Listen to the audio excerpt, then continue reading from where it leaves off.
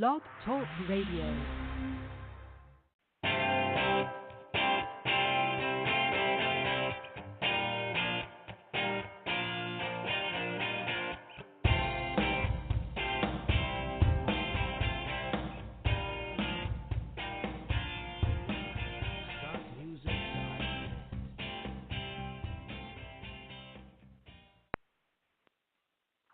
Welcome, everybody, to another edition of the Stone and Tile Show. I am your host, Fred Houston, and we are going to have a fantastic interview here with Mark Hienline here in a second. But before I do, just a couple of quick announcements. First of all, if you want to call in with a question for Mark or I, the telephone number is 323-870-3968. That's 323-870-3968. You can also jot me an email if you like. The email address is fhouston, which is FHUESTON @gmail.com. And if you're on Facebook, just go ahead and send me a message on Messenger there, and we'll get your question in as soon as we can. All right, let me introduce Mark here, and I'll get him on the line. Mark Hienline, as a lot of you know, is the training director and the trainer for the National Tile Contractors Association, better known as the NTCA. He is a CTEF certified tile installer and a former tile contractor near Lake Superior in beautiful Michigan's Upper Peninsula. Mark and his wife Connie travel the United States conducting standards-based training programs for the tile industry and professionals, and we're going to get into that in a second here. If you want to follow Mark, he has several social media sites. He has a Facebook page, mark.hienline.5. His LinkedIn address, just search for Mark Hienline again, and also on Instagram. So let me see if I can get Mark in here. Mark, are you there, buddy? Hey, Fred, here I am. All right, great. How are things up? I'm assuming you're up in Michigan today, huh? I am in Michigan's beautiful Upper Peninsula, a lovely town by the name of Negaunee, and guess what? Our snow is melting. We're pretty happy about that. Yeah, I bet you are. I was in Minnesota yesterday outside of Minneapolis, and it was beautiful there. A little chilly for me being a Florida boy, but anyway. Well, Mark, I'm glad to have you on the show. I'm sure I've got a ton of questions, and you have a ton of comments as well. But let's first talk about your role with the NTCA and the type of courses that you teach. Can you get a little bit into that? Oh, you bet, Fred. NTCA, like you mentioned in your intro, is the Association of Tile Contractors, and we're the world's largest association of tile contractors, and we see training in the tile industry as a major component of our mission. It's about the people, and it's about their training and the level of education that they have that can produce the great tile installations, the permanent tile installations that our clients demand, and that's what tile is, a permanent finish and installation. And to answer the need for training in our tile industry, the NTCA is the source for industry-based, standards-based, methods and best practices-based tile training. So to do that training, we have a variety of means available. We have the classic NTCA workshops where we travel the country, and we can talk more about that if you'd like. We have our NTCA member regional training programs, just fantastic full-day programs that we do for our members and sometimes for non-members as well. We have the programs that we do at the major trade shows, coverings, surfaces, Total Solutions Plus. We do demonstrations there on the multiple stages. We do classroom sessions at those trade shows. And we also have a variety of programs that I'd love to chat with you about more called NTCA University. We have an NTCA apprenticeship program and just an entire wealth of training that's available through our Contractors Association.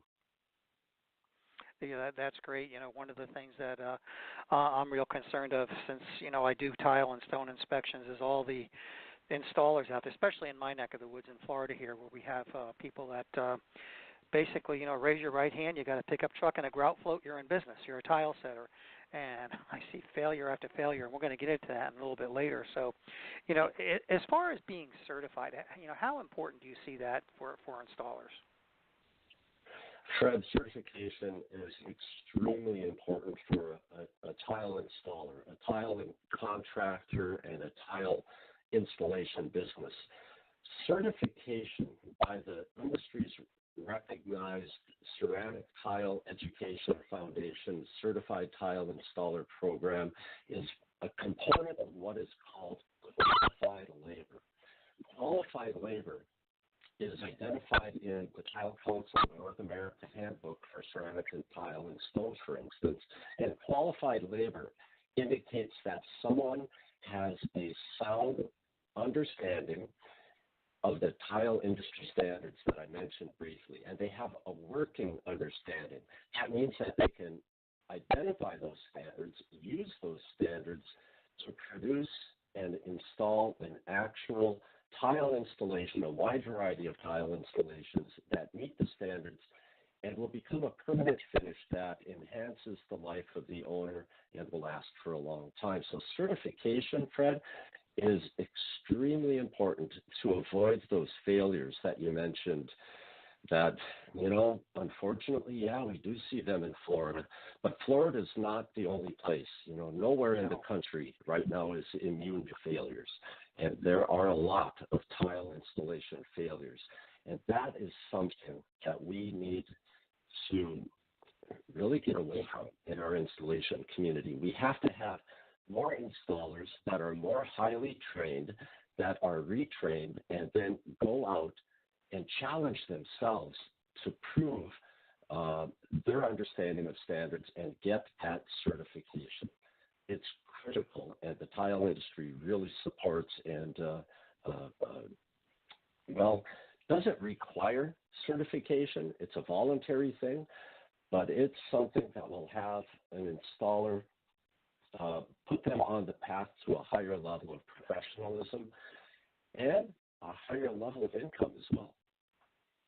And I'll also add, and I'll tell you the story here in a second to get your opinion about this job. I just looked at it also. I won't say prevent them from getting sued, but less likely to get sued and lose. I see a lot of that as an expert. An example of this is the job I just looked up in Minnesota, multi-million-dollar home, 3 foot by 3 foot marble tiles, and they began to crack. We went in there and took a tile up and noticed, first of all, it was installed with the dab method, the dot method, whatever you want to call it. The wrong thin set was used, which it states right on the bag not to use this with resin back material, which this was, and the tiles popped up, and we didn't even have a little bond. We had absolute zero bond, and I see that over and over again. And so I guess my question to you is, well, a twofold question. First of all, certification, if they listen and they do their homework, should be able to avoid installations like that. And I guess the real question is, do you see that same problem? Fred, yes. If people do listen, if people do get their certification, again, that means that they have an understanding of tile industry standards. Does that mean they'll apply those standards on every job? Well, I think there's a much better chance that they will. And yes, I do see that type of installation where there are failures from spot bonding, from lack of support, from lack of movement joints. There's an entire variety of failures that, sometimes maybe not just one. You as an inspector and you know this, that maybe not just one error might cause a failure, but maybe multiple errors. And unfortunately, it comes down to the contractor that's bidding the job to ensure that the right materials are used. It comes down to the installer to ensure that they're using the right materials, they're mixing the right materials properly, and they're installing them and using them properly to get that correct finished installation in place. So you mentioned spot bonding. That is a tremendous source of failures in our industry. Yep. The industry standards require in a dry area 80% coverage. That's 80% coverage to bond the tile or stone. As you know, tile can be stone or ceramic or porcelain or glass. 80% coverage in a dry area to bond the tile to the substrate.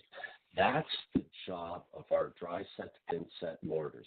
We have to select the right mortar for the right application in the right area, mix it properly using manufacturer's instructions, have our substrate prepared to the right degree of flatness as required by our industry standards, select the right trowel, and key that mortar into the substrate, trowel it out properly, hold the trowel correctly, trowel in straight lines, collapse those ridges, and get that coverage we need. It's even more critical in wet areas. Oh, yeah. Mark, let me interrupt you for a second. Are you on a cordless phone by any chance? Yes, I am. Yeah, because I keep getting this annoying beep, and I don't know if you hear it on your side, but I think it might be coming from your phone. Did you get the capability of switching your phone by any chance? Sorry, Fred, I don't. I'm sorry No, about okay. the beep. Let's see what I can do. All right, you just every once in a while it's making this beep, and it sounds like a battery going dead or something. I don't know, but anyway. All right, well, let's move on. How is this, Fred? That's much better. Yep, that's much better. Thank you. Now, I want to talk a little bit about. Well, actually, before I get to the next question, you mentioned something that I run into all the time, and this is something I think that's very important, and I'm sure you will agree, and that is we talk coverage and we talk bonding, and a lot of the installers that I've been, inspecting this work from, will, pull a tile up and they'll say, look, I've got 85% coverage, but they have zero bond. So you can have good coverage, but not necessarily good bond. Am I correct in stating that? You're absolutely correct, Fred.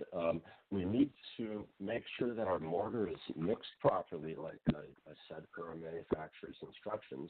We need to make sure that our substrate is clean and free of bond breakers. And, when we're talking about substrates, we could be talking about a wood substrate, a wood frame structure. We could be talking about concrete substrates, and on those types of substrates, things such as sealers, for instance, or paint, or dust and dirt, or even excess water could be a bond breaker that keeps or inhibits our mortars from bonding to the substrate. The same is true for the back of the tile.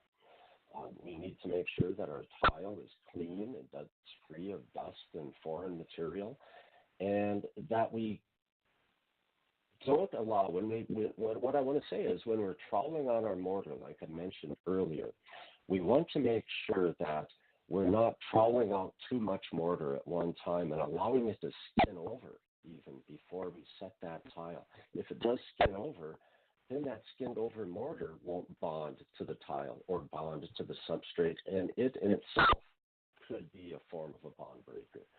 So, getting adhesion, getting that bond, it's super critical. Absolutely, and I see that again and again. So let's switch gears a little bit. Well, not really switching gears too much here. We're going into second gear, I guess you could say that. And that is let's talk standards. There's always, every time I bring this issue up, and whether it's a court case, whether it's just talking to an installer or someone about the industry, the issue of standards come out. And I'll let you go ahead and explain the type of standards that are out there. I know we have the ANSI standards, the NTCA manual, the Natural Stone Industries manual. So go ahead and address that, if you will, real quick. Sure, Fred. And one thing I want to point out, we're talking about the NTCA. I mentioned that we have all of these training programs. We have workshops. We have regional day-long training programs.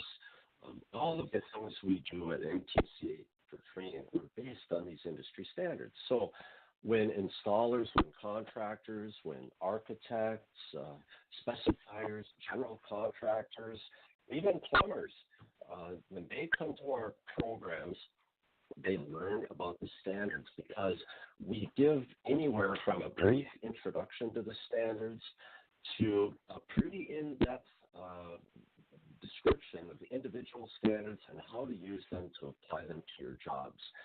And briefly, we have a set of standards that are ANSI standards. That's the American National Standard standards. American National, let me read this again. These are the American National Standards Institute.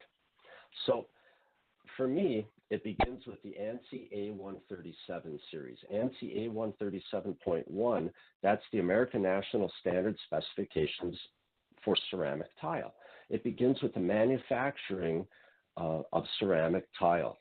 And there are standards for the manufacturers in this program, in this specification, to make sure that there's a quality control system in place that their tile that's produced will meet to be within tolerance for, let's say, sizing, the size of one tile to the next, for warpage, for shading, for freeze-thaw applications, for crazing.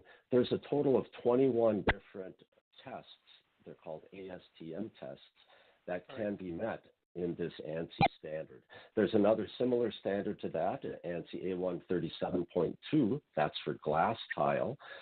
The next standard would be A137.3, and that is the fairly new standard for gauged porcelain tiles and gauged porcelain tile panels and slabs. That's the really big stuff, right? Could be 1 meter by 3 meters or larger in size. Yeah, so those are manufacturing standards. Right, exactly, that big stuff. And then we get into the installation standards. Again, those are ANSI standards. ANSI A108, that is the standards, the instructions essentially for installing tile that has met the industry standards for manufacture. ANSI A108 is the document where all of that installation instruction for the tile installer, the contractor, comes from. There's another standard I should mention, ANSI A118. That's the standard for the manufacture of our setting materials, you know, the mortars, the thin sets, the grouts, the backer board, the membranes that we all use. Finally, there's the methods and best practices that work hand in hand with these standards. And that TCNA, I call this the alphabet soup of the tile industry, Fred. You've got the TCNA, that's the Association of Manufacturers. You have the ANSI that I already described. And of course, you've got NTCA, that's the Association of the Contractors. Well, the alphabet soup of the TCNA handbook for ceramic, glass, and stone tile installation, those are the methods, the best practices, the details that take those standards and put them into real-world applications for installing tile and stone. And, of course, you mentioned the Natural Stone Institute's handbook.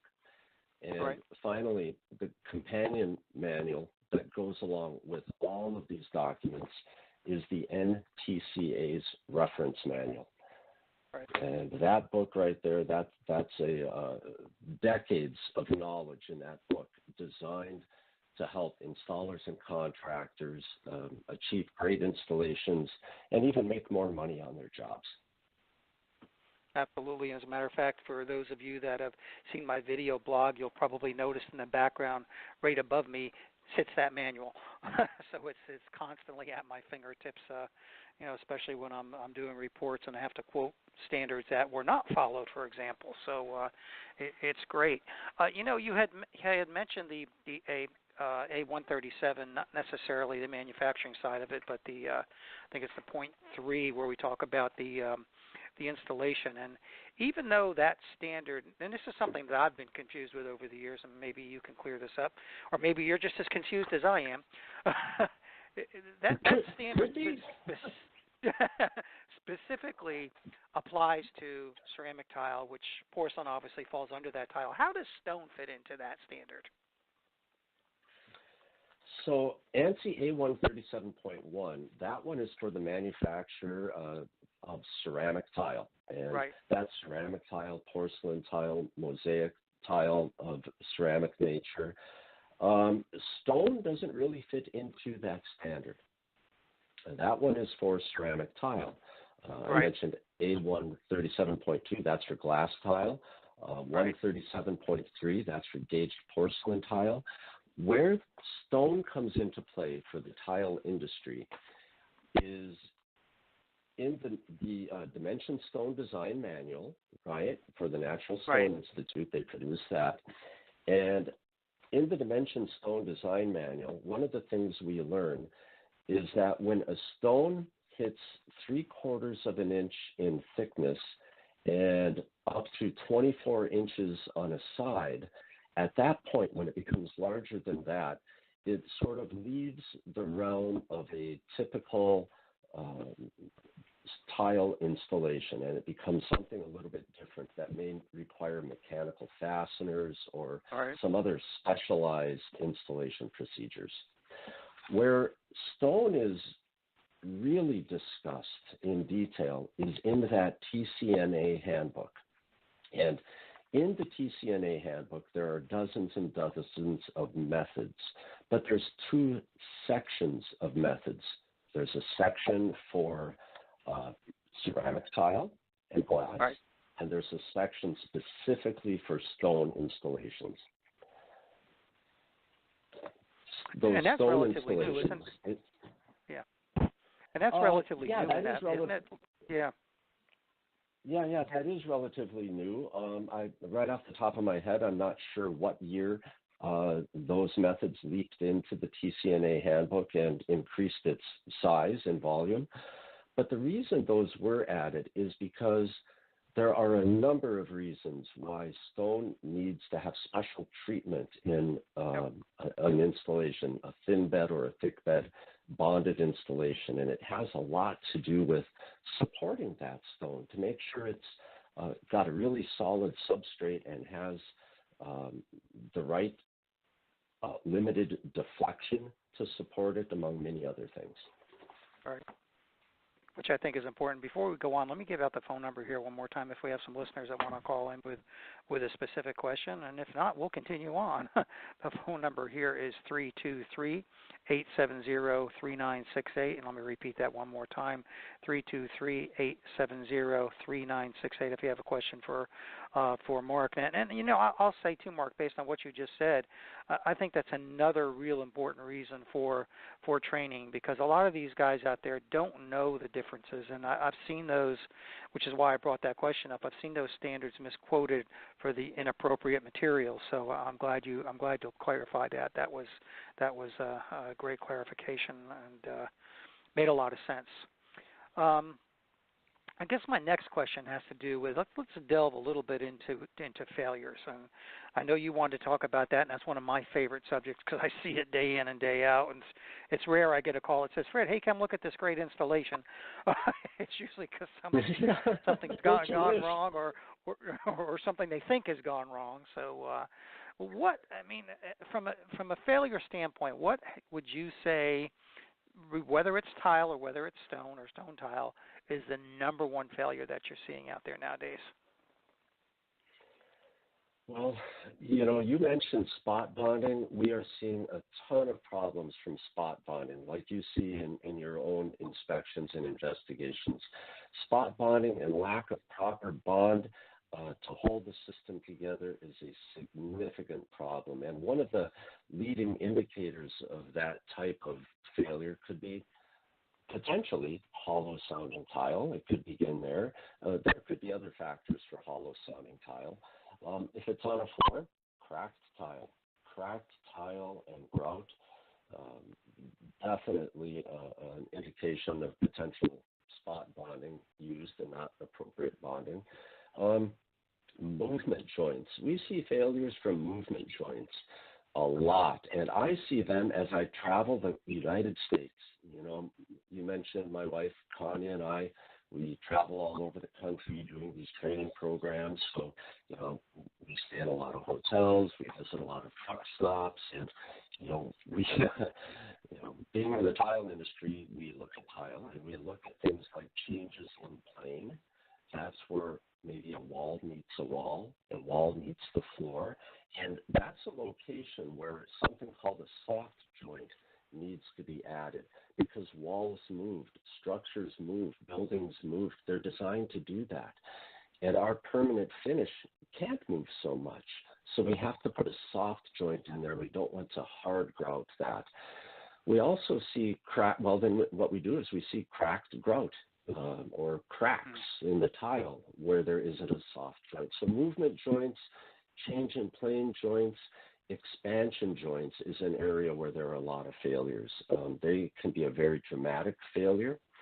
There has to be room left in a tile installation to allow for expansion and contraction.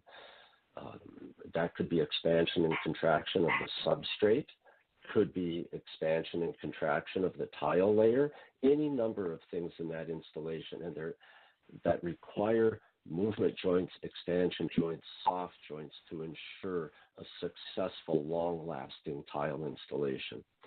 And here's a failure maybe that a lot of people don't often think about, but any tile installer worth their salt will tell you that layout is huge.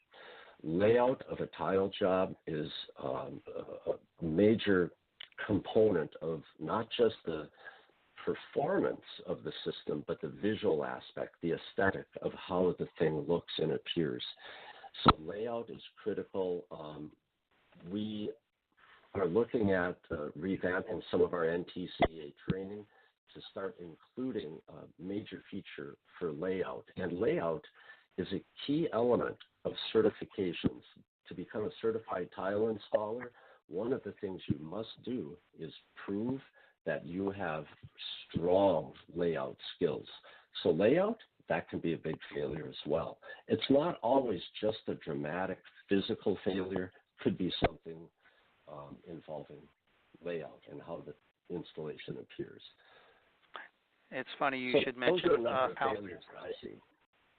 It's funny you should mention expansion joints, and the number of years that I've been doing these inspections, I've had customers, and clients tell me, Fred, I was sitting in my living room one day and all of a sudden I heard this big bang like someone was firing a gun, and I have never personally have experienced that, but if you have a chance, and especially for your listeners out there, go to my latest video blog. Someone actually captured that on camera, and it is incredible. I mean, this lady is filming this tile floor, and all of a sudden you see it buckle and you hear this bang and the whole floor just falls apart, and obviously it's due from lack of expansion and perimeter joints. So if no one has heard of that or have seen it, it's a great video, and it's on my video blog.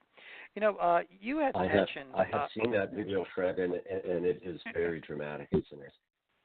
It's incredible. I mean, it really is incredible, and being there in person, I can't imagine how loud it can be. But just that little bit of movement, and I agree with you. You can't stress that enough. And I even see it on large commercial jobs where the lack of expansion joints are just ignored, and it really gets my goat, for lack of a better word. You mentioned at the very beginning, and you just mentioned again, and that's something I wanted to go back and cover because I think it's important. I'm a tile setter. I'm out there, and I'm saying, I think I want to get certified. What's the process? What type of qualifications do I need? What's the process I need to go through in order to become certified? Great question, Fred. A lot of people are becoming certified. A lot of people have a lot of interest in becoming certified, and presently we have around 1,500 certified tile installers in the United States, and that number is growing, and you're going to see that number start growing even more. So to become a certified tile installer, the best way to start is by calling the Ceramic Tile Education Foundation. And you can do that, or you can visit their website. Their website is ceramictilefoundation.org. On that website, there's a link for getting certified.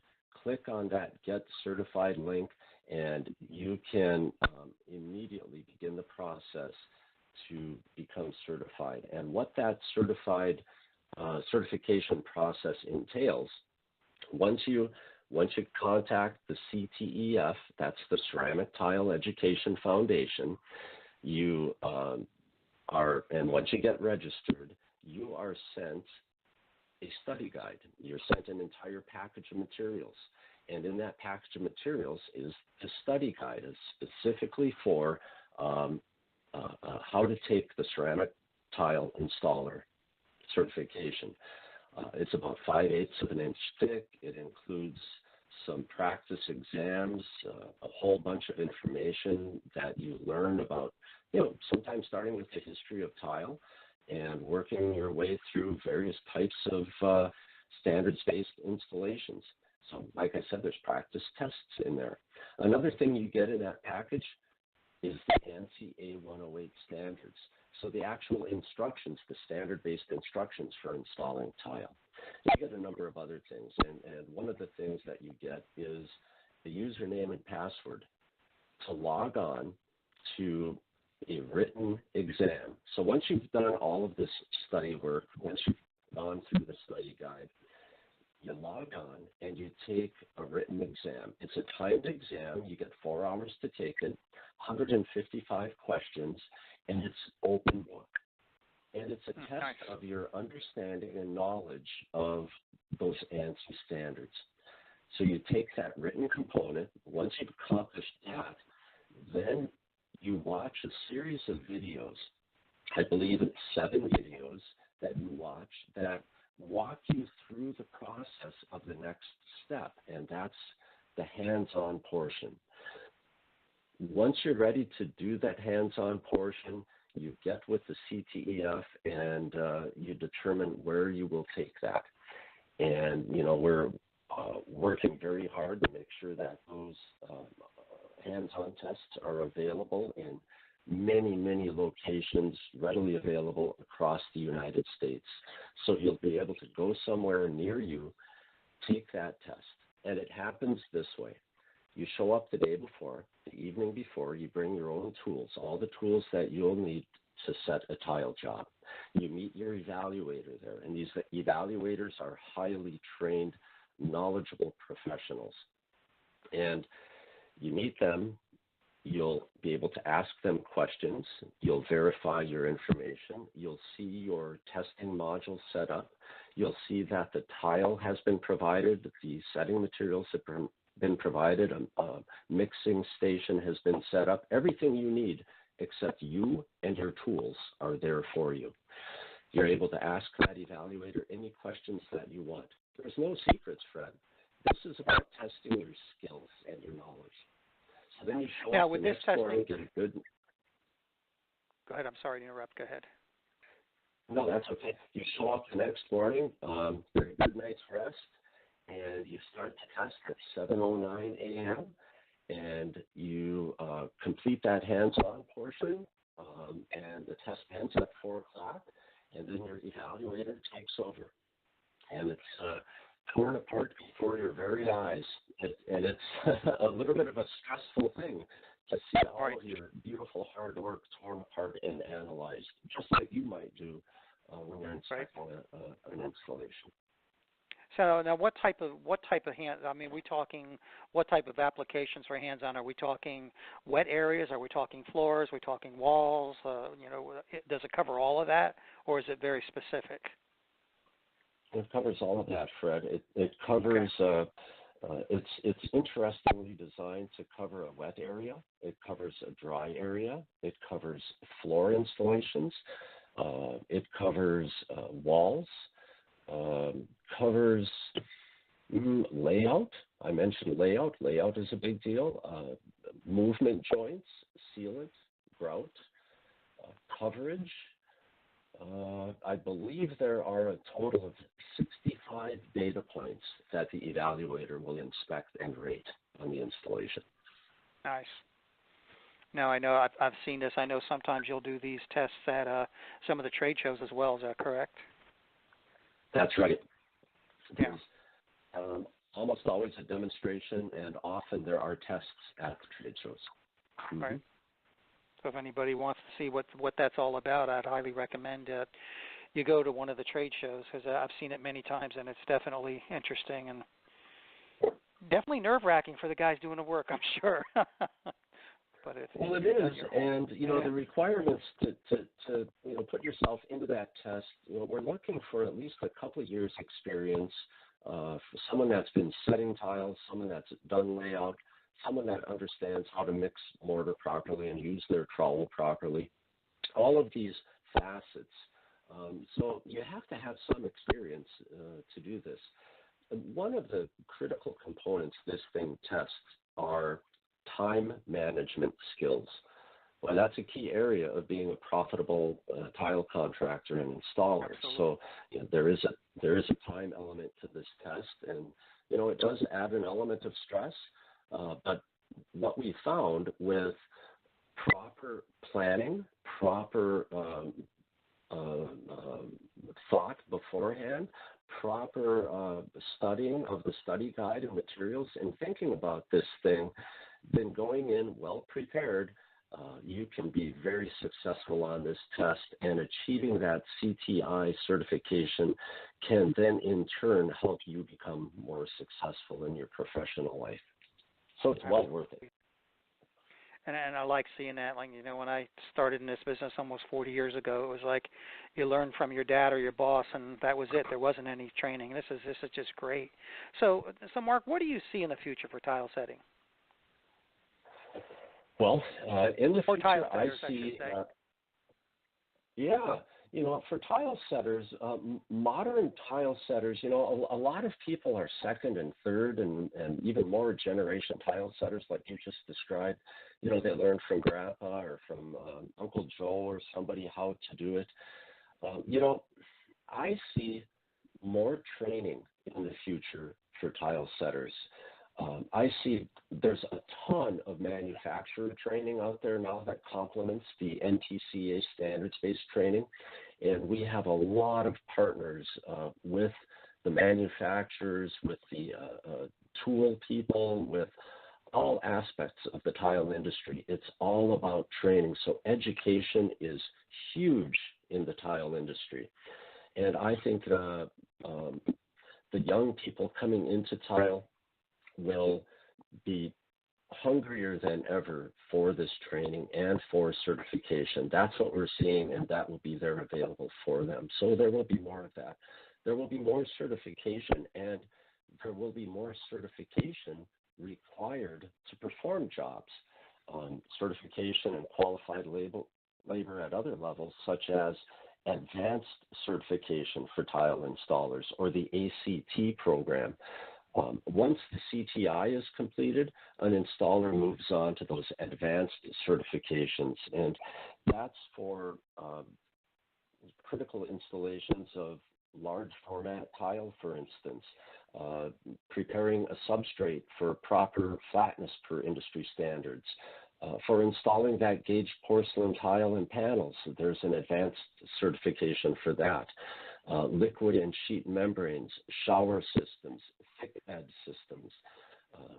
Advanced certifications will become more prevalent and required in the future.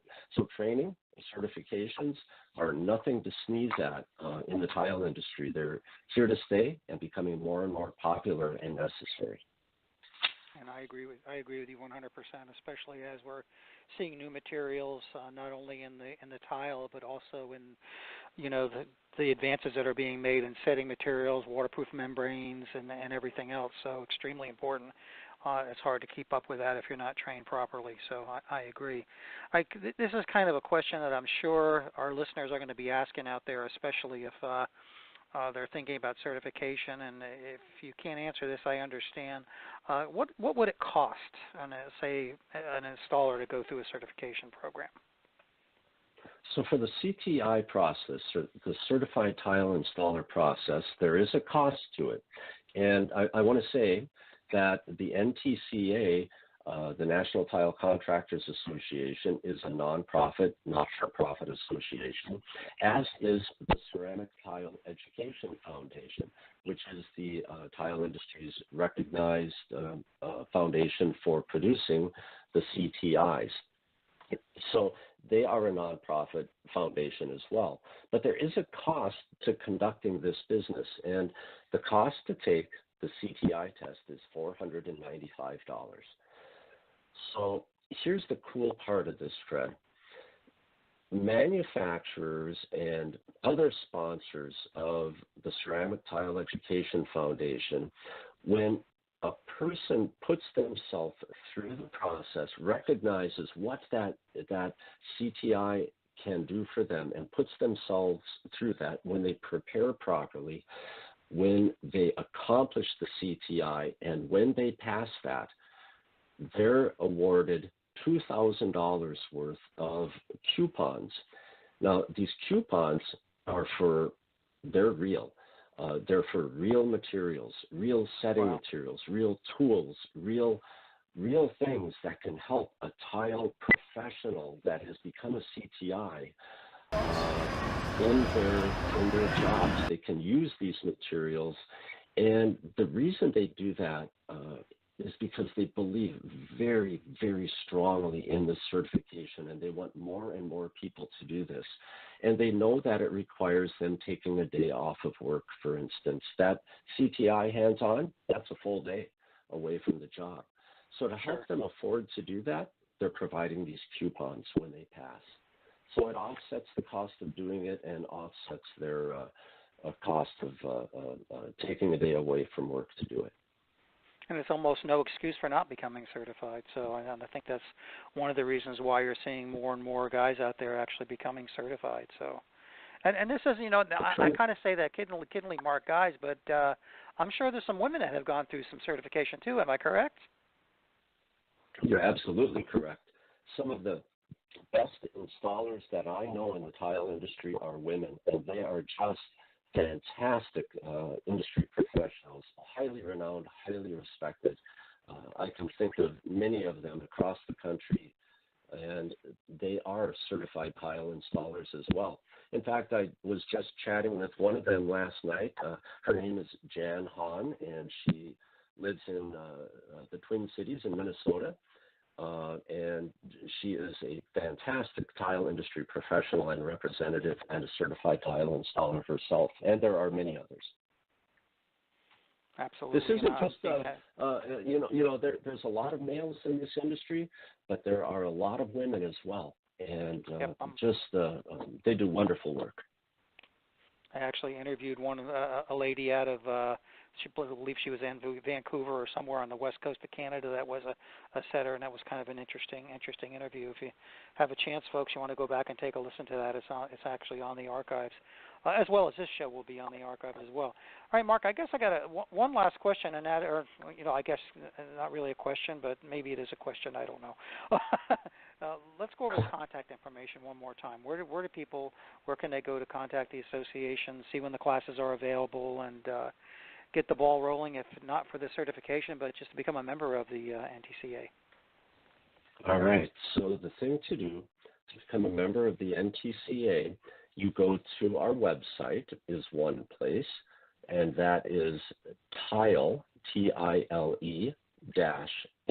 ASSN.com.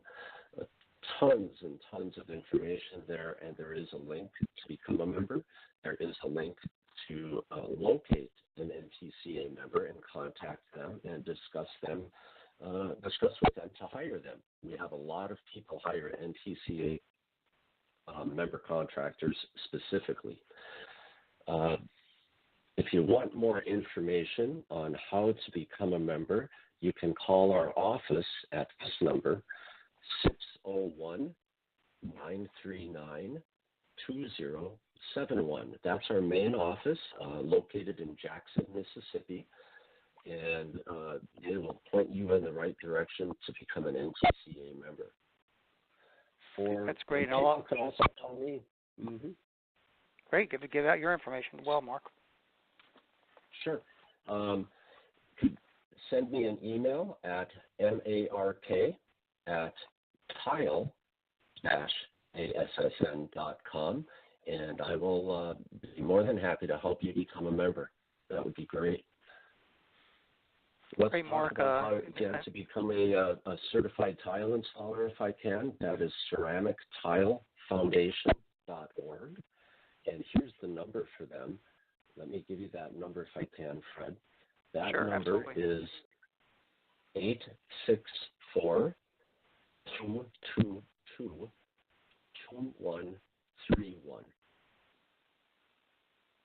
Great. great. That's wonderful. Well, Mark, I want to thank you for your time and the wealth of information, and I'm sure we'll be talking sometime here in the near future. In the meantime, enjoy that beautiful weather you're getting up there in Michigan, or Upper Michigan, I should say. We're on our way to a beautiful summer here in the UP, and it's kind of fun to watch the snow melt, actually. Oh, by the way, I see you had that seminar at that Harley deal. You didn't come back with a Harley, did you? You know, it's all picked out. I've got it picked out. It's called, the one I like is called a Fat Bob, and yep. I'm looking forward to giving it a test drive. There you go. They're lots of fun, believe me. Been riding for years. Well, Mark, thanks again, and we'll be talking to you soon, buddy. Fred, thank you for this opportunity. It was my honor to be on your show, and I really appreciate it, and I hope we can have this opportunity again next time. Absolutely. Maybe talk a little bit more advanced stuff next time. Sounds great. Thanks, Mark. All right, folks, there you have it. You got Mark's contact information. Let me give out my information one more time. If you didn't get that, I can be reached at fhouston, that's FHUESTON @gmail.com, and just send me an email and I can get you Mark's information. You go on Facebook and just search for his name there, as well as mine and my company's name, Stone Forensics. Let me just finish up by, first of all, thanking Mark for his valuable time. That was great. Some great information. I encourage everyone out there that's in this industry to get certified. It's definitely well worth it, not only from what Mark talked about, but also from a marketing standpoint as well. All right, I'm going to close things out for this week. Next week we have a great another interview coming up. We're going to be interviewing one of the MAPE reps, and a lot of good technical information on their setting materials, grouts, etc. So make sure you tune in for that. I'll also mention that I do have a few openings left in my seminar coming up here in June in Florida, the Stone and Tile Inspection Seminar. If you want to find out more information about that seminar, go to my website, which is stoneforensics.com, and click the training tab, and you can get all the information there as well. And throughout the show today, I mentioned my video blog. I got a nice long address for the video blog, so to give it out online here would be just crazy. So if you just go ahead and send me an email, again, at fhouston@gmail.com, I'll go ahead and send you the link. That would be the easiest way to get there. So if you're listening on the archives, if you still have questions, you can still send them in. If you need to call Mark, he gave out his telephone number. If you need to call me, you've got my contact information at all. So I just wish everybody a great rest of the week, and we'll talk to everybody next week.